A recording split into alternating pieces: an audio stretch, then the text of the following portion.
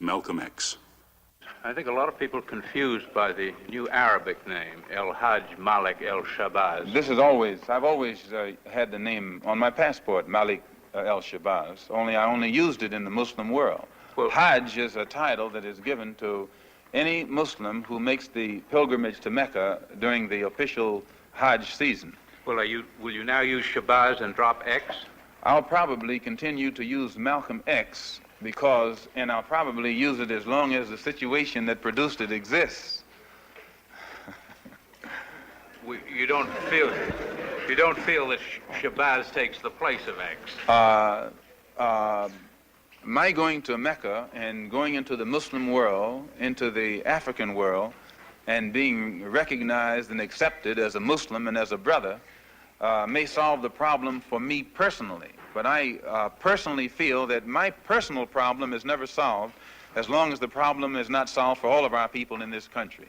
So I remain Malcolm X as long as there is a need to protest and struggle and fight against the injustices that our people are involved in this country. Are you prepared to go into the United Nations at this point and ask that charges be brought against the United States for its treatment of American Negroes? Oh, yes. Please. I think you're right in my opinion. The audience will have to be quiet.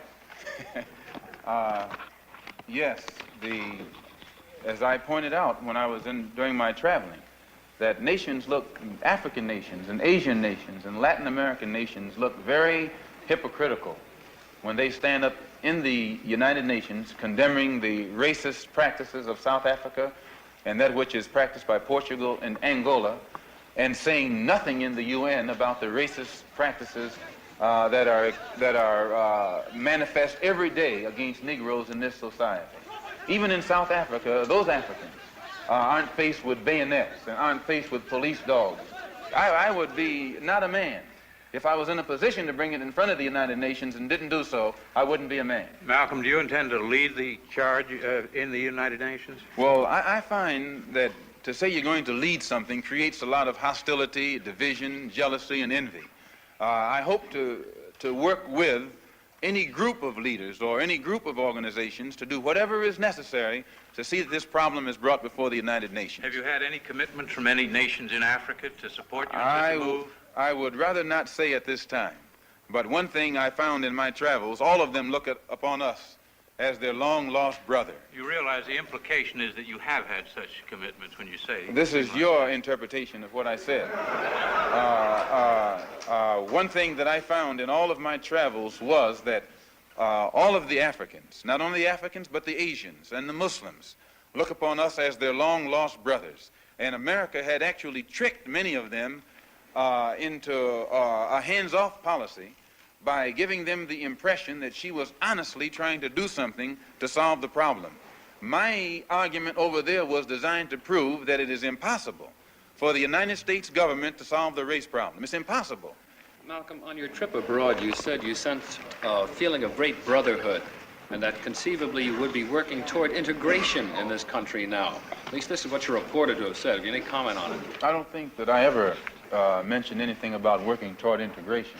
They haven't even got integration right here in New York City. You have worse integration problems in the North than they have in the South. So if it doesn't work if you can't bring about integration in New York City as international, cosmopolitan, up-to-date as it's supposed to be, you will never get integration anywhere else in the country. Are you prepared to work with some of the leaders of the other civil rights organizations? Certainly. We will work with any groups, organizations, or leaders in any way, as long as it's genuinely designed to get results. Does your new beard have any religious significance? No, not particularly, but I do think that you'll find black people in America, as they strive to throw off the shackles of mental colonialism, will also probably reflect an effort to throw off the shackles of cultural colonialism. And they may begin to reflect desires of their own, with standards of their own. Malcolm, your more controversial remarks was a call for black people to get rifles and form rifle clubs sometime back.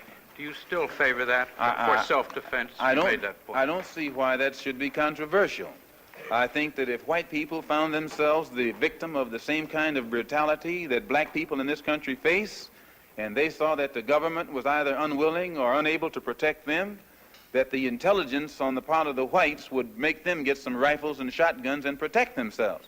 Now, Negroes are developing some kind of intellectual maturity too, and they can see that having waited upon the government to protect them has been a wait that has been in vain. So any of them who live in areas where the government is not able to do its job, then we do have to get together and do a job of protecting ourselves.